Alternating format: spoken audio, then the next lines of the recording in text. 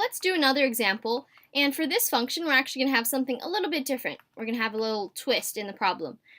Okay, so let's say we're given the following function, 3x plus 2 over 2x minus 4. So the first thing I'm going to do on this problem is actually we're going to note the domain of f. So what can x be? Alright, so here we see that if you have an x equals 2, if you plug in x equals 2, we get a 0 on the bottom. So that means that our function will be undefined at 2, so that means that we have a vertical asymptote at x equals 2. Okay, so that's important to note when we're graphing. Right, and then also as far as asymptotes go, we see that as x goes to infinity or negative infinity, then our limit, because the top grows the same rate as the bottom, because our highest degree of the polynomial is x to the 1, so those are incomparable. So what we have to do now is turn to the coefficients.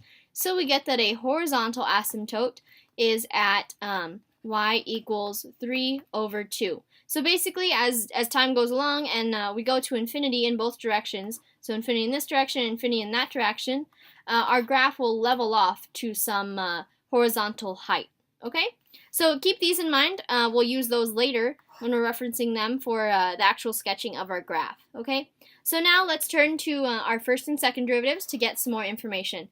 So our first derivative is going to be f prime of x is equal to, so we're going to have to use quotient rule, right? So I'll rewrite our function here because I kind of drew all over it. So 3x plus 2 over 2x minus 4. So we're going to rewrite whatever's on the bottom. So 2x minus 4 times derivative of the top, which is 3, minus the top times derivative of the bottom. So that'd be a 2.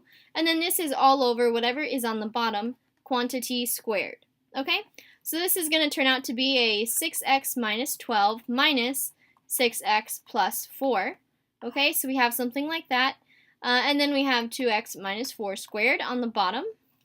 Okay, and then this turns out to be f prime of x is equal to 6x minus 12 minus 6x minus a 4 over that same thing on the bottom. Okay, so we have the 6x's cancel out on the top, and we get negative 16 over 2x minus 4 squared, also known as negative 16 times 2x minus 4 to the negative 2 power when we want to differentiate for the next one. Okay, so let's analyze what's going on here on the next slide. So we have f prime of x is equal to negative 16 over that 2x minus 4 squared. Okay, so this means that we have a place where f prime of x is undefined or does not exist, and that is when, so this does not exist when our x is equal to 2, right? And that happens to be where our vertical asymptote is at, remember, from our original function. So anyways, when it does not exist, this means that x equals 2, that is a critical point of ours, okay? So let's see what goes on with the first derivative at this critical point. So let's plant that at 2. And then if we plug in like a 0 and a 4, we'll make those the easy numbers. So f prime of 0 is equal to negative 16 over 2 times 0 minus 4 squared. So this is going to be a negative number on the top, and then anything squared is going to be a positive number on the bottom. So we get overall a negative number. So this is going to be negative right above that 0. And then if we plug in a 4, a positive 4, we get negative 16 over 2 times 4 minus 4 squared. Okay, so that's going to be also a negative on the top, and then a positive number on the bottom again. So we get a negative number, so a negative here. So we see that it did not change signs, so there is no local maximum or minimum. Okay. All right. So we don't have an extrema at x equals 2. That just happens to be a critical point, but that one's kind of like a dud. All right. So we have deduced that, and now let's move on to analyzing our second derivative. So f prime of x was equal to negative 16 times a 2x minus 4, and then quantity to the negative 2 power, right? So then if we differentiate that, then we just bring that negative 2 down in front, so we have negative 16 times negative 2, so that's a 32, and then times 2x minus 4 to the negative 3rd power, and we bring out a 2 there from the chain rule, right? The coefficient of the x. Okay, so another way to rewrite this is 64 over 2x minus 4 to the 3rd. Okay, and actually here we can factor out a 2 on the bottom, so I'll show you how to do that. So we can simplify a little bit and not have that ugly 64 sitting on the top there. So what this actually means is 2 times x minus 2 and everything to the third power. So we can bring out, actually this 2 to the third is an 8, right? So 8 there, and then we have x minus 2 to the third, so we can cancel that out, and we just get an 8 on the top. Alright, so 8 over x minus 2 to the third. That looks a lot easier, right? A lot more nice. Okay, so now what we see is that the f double prime, our second derivative, at x equals 2, we also have where it's undefined, right? It does not exist. So that means we have a critical point, or a transition point, possibly, at x equals 2. Alright, so let's see what goes on with our second derivative as far as the x equals 2. So f double prime of x is equal to 8 over x minus 2 to the third. And then our critical point is at x equals 2. So let's analyze what's happening with our second derivative. So we have 2, and again, I'll try 0 and 4 because that worked out nicely last time. So our f double prime of 0 is going to equal 8 over 0 minus 2 to the third. Okay, so here we have a cube on the bottom, right? So that means it doesn't matter if it's positive or negative, it'll end up being whatever it was in the beginning. So this is going to be a negative. So we have a negative number there. So negative goes over the 0, and then when we plug in a positive 4, we get 8 over 4 minus 2 to the third, and that's going to end up being a positive value. So positive here. So we do see that at 2, our second derivative changes sign, so that means we have a point of inflection going on there. Alright, and it goes from being concave down to concave up. Alright, so now let's put together our chart of what happened throughout this whole problem. So what we found out is that as far as the f prime, it's going to be negative, and it's going to stay negative. Okay, so we had negative and negative for all x, and then but we did have that. Okay, hold on, gotta get rid of that second dash there. So f prime was negative. It's going to be negative for all of negative infinity to positive infinity, and then we have that f double prime. It started off down, right? That's in the, when we tested out 0, that interval, and then it went to positive. It switched to positive, and this was at the point x equals 2. That was our critical point there.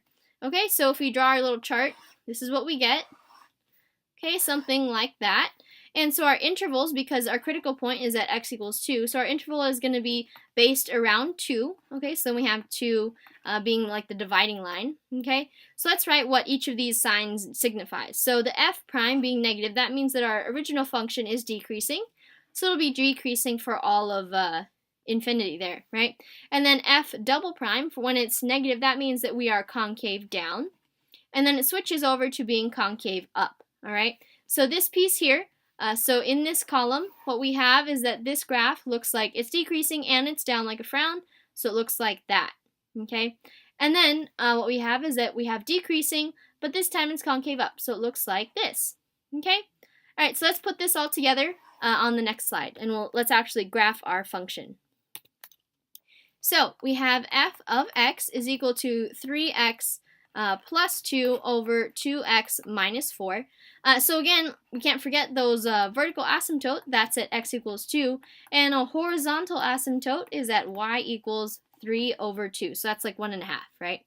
Okay, so if we were to graph, and then we also keep in mind that we have something going like this from negative infinity to 2, and then from 2 to positive infinity, we have something going like that, all right? So what we're going to do is sketch our graph here. So we have something that looks like this. Okay, so x and y. All right, and then let's go 1, 2, 3, 1, 2, 3, 4, 1, 2, 3, and 1, 2, 3. Okay, so first of all, I don't really know where to start other than here's like 2 and 4. Okay, negative 2, negative 2. I'll just label it here. So we have our vertical asymptote at x equals 2. So we can draw a little like dashed line here, and our horizontal asymptote is at 1.5, so it goes right through here, y equals, it's a constant thing like that.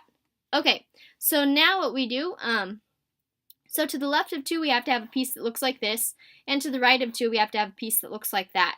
Okay, so let's pick a point on either side of 2 and see where it leads to. So if we plug in a 0 per se, so then we get 3 times 0 plus 2 over 2 times 0 minus 4. So we get a minus 2 over 4, so that's a minus 1/2. Okay, so we have the point 0, negative 1/2, so that's a point there. All right, so what we can do is actually just graph it as it is. So we can just use that point and fit this guy right in there. So we're going to use that and kind of just draw something like that. And graphs tend to move towards asymptotes, but they cannot touch them, okay? So it looks like that. And then let's pick a point on the right side of 2. So if we pick f of 3, let's say, so f of 3 is equal to 3 times 3 plus 2 over 2 times 3, and then minus 4. Okay, so this is going to be 9 plus 2, so that'd be at 11 over 2. Okay, so that is equal to 5.5, which I haven't drawn high enough. So that's 2. This is 2, 3, 4, 5, 6. Okay, so it's going to be somewhere up there, basically, right? So something all the way up there. Ignore the 4, please. And it's going to basically come down and tend toward the asymptote here, and then continue on up. So it's this kind of looks like a hyperbola, right? So they're going away from each other. And that's basically it. We just sketched a graph of that function. Alright, so that does it for this video on graph sketching and asymptotes. I hope that helps, and good luck on your homework.